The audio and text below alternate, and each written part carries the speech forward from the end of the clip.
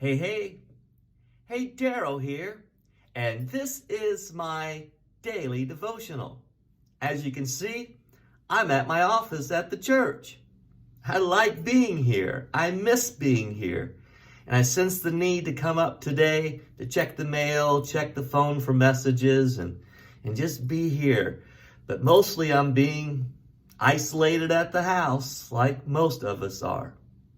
We're studying through the book of 2 Kings. We've come to chapter 11. Now, one of the things that can be confusing reading through 2 Kings is the chapters seem to flip-flop between events that occurred in the northern kingdom, Israel, and the southern kingdom, Judah. So we've been studying in the last day or so about Jehu, when he became the king and he was commanded by God to destroy the house of Ahab. Well, that all occurred in the northern kingdom. Now, today we seem to go to the southern kingdom. Even though there's a little bit of overlap, the events here occur in Judah, in the southern kingdom. Now, one of the kings of Judah, Uzziah, had gone to Israel, the northern kingdom, to visit, but while he was visiting, he was one of the ones who was killed by Jehu while Jehu was going through the process of eliminating the house of Ahab and Baal worship in Israel. Well, now in the southern kingdom, his mother, Athaliah, is just as upset as can be. She is not happy, and she is going on a rampage, and she is going to kill everyone related. Well, there was a young boy. His name was Joash. Listen as I read a little about Joash. Joash was the great-grandson of Jehoshaphat, one of the better kings of Judah, as well as the great-grandson of Ahab, one of the most wicked kings of Israel. I once heard a story. I'll retell it the best I remember it. But an old fella told his young grandson, each of us have two wolves that live in us. One is the wolf of hatred and anger, and one is the wolf of love and peace.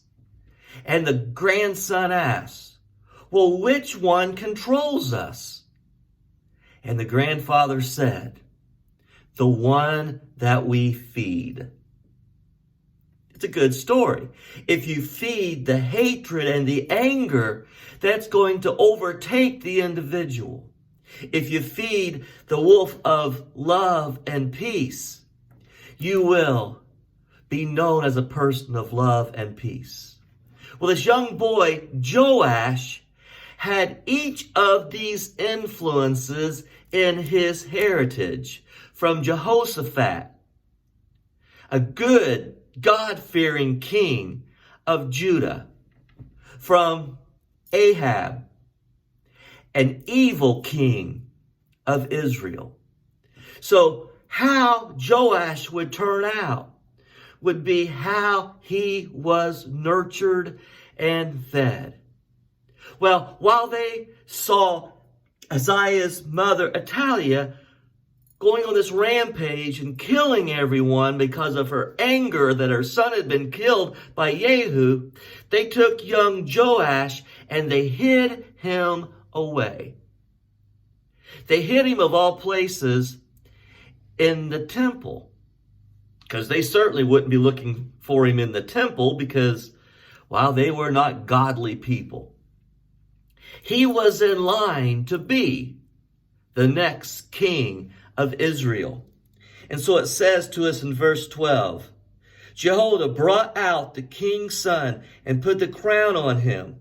He presented him with a copy of the covenant and proclaimed him king. And they anointed him. And the people clapped their hands and shouted, long live the king. And then it goes on and says, Joash was 7 years old when he began to reign. And Joash became a God-fearing king of Judah and went into the process of repairing the temple of God. Which are you feeding? Do you feed the wolf of anger and hatred, or do you feed the wolf of peace and love? God bless you. Good day.